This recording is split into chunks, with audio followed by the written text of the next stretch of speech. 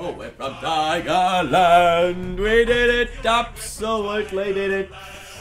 Oh, we're from Tiger. Yellow and black. Oh, we're from Tigerland. Woo!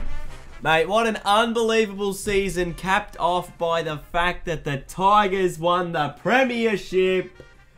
Get around them. I've got my premiership pin right here because obviously Richmond have won their 11th flag, their first flag in the AFL. Oh, I tell you what, the season, unbelievably good. The finals, you know, they weren't the closest games or the most exciting games for a lot of people, but for the Tigers, we did it. We got the job done. And I'm honestly, it's only just sinking in. Seriously, I mean, who would have thought Adelaide and Richmond would be the final two teams in the competition, and then it would be the Tigers, that's Adelaide, the Tigers that would get it done. Even on the back, it's the Crows. Seriously.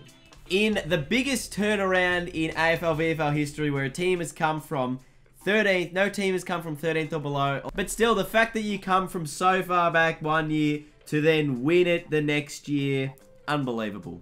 I always had faith. And now a lot of people sort of were writing off Richmond pretty much the entire season. You know, people saying that the Crows are the best side all year. And while that's true to some extent, if you actually look at how the ladder would look if it included the finals, Richmond's actually sitting on top of the ladder, 2 points clear of the Crows. I feel like now we can make the argument that Richmond was the best team all year and no one really rated it. While the Tigers finished in 3rd position, so obviously not minor premiership, they had the same number of wins as the Crows and were only separated by the draw. Granted, a lot of percentage, but it doesn't really matter whether where your percentage sits if you're winning games. And Richmond only played 2 bad games all year. They lost to the Crows in round 6 and St Kilda. Every single other one of their games were really bloody close. 14 points was the biggest margin in the other 5 games. They didn't lose by much when they did lose. And even going into next season, people don't have Richmond. Richmond are like 4th favourite to win the flag next year,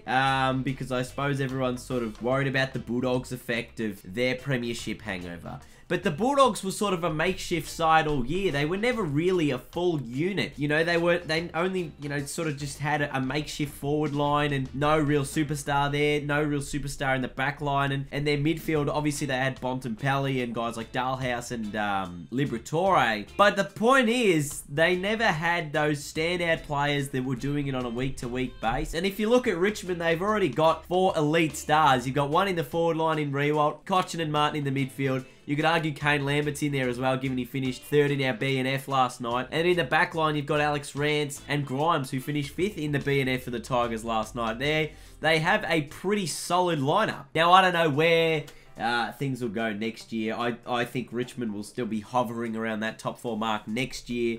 I know a lot of people said that about the Bulldogs, but the Bulldogs came from 7th. You know, the Bulldogs were the best team of the finals last year. They weren't the best team in the home and away. But I think now we can make the argument that Richmond was that best team in the home and away and throughout the whole season.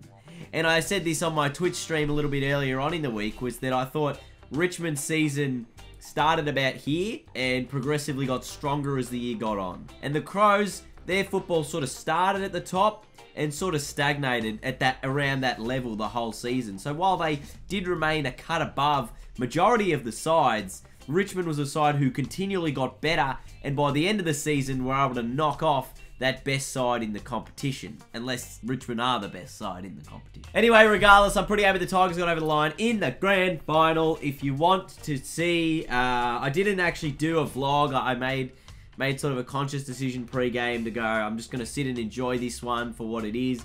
I did still record some moments, as you do, because obviously, you know, there's a big event in your life, so you want to, you know, record some moments. So if you do want to see a video of some of the stuff that I did manage to capture while I was at the game, feel free to, you know, let me know in the comments and say, you know, Dean, show us that shit. But there's not a lot. I mean, I can put it out if you really want it. I go away next week, so the content is going to be very, very slow over the next couple of weeks. I will say there might only be 1 or 2 videos per week over the next four weeks. So apologies for that in advance. I will be overseas from the 10th to the 29th, and that means there's not going to be any live streams as well. Well, there might be some live streams if I do manage to do some while I'm at TwitchCon, or if I do some IRL things on my phone or something like that. So feel free to let me know that. The next video I'm going to post today is I'm gonna, there's like all these cushions on the on the seats of the grand final, so I'm gonna go through that, what was in the bag there, and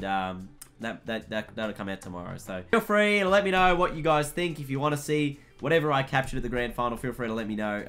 And I was at the BNF last night, and it was a really good night as well. So yes, the Tigers are the premiers. Get around them. Leave a big thumbs up if you guys enjoyed today's video. It was sort of just me celebrating the fact that Richmond won the flag. We did it! I'll see you guys later. Goodbye.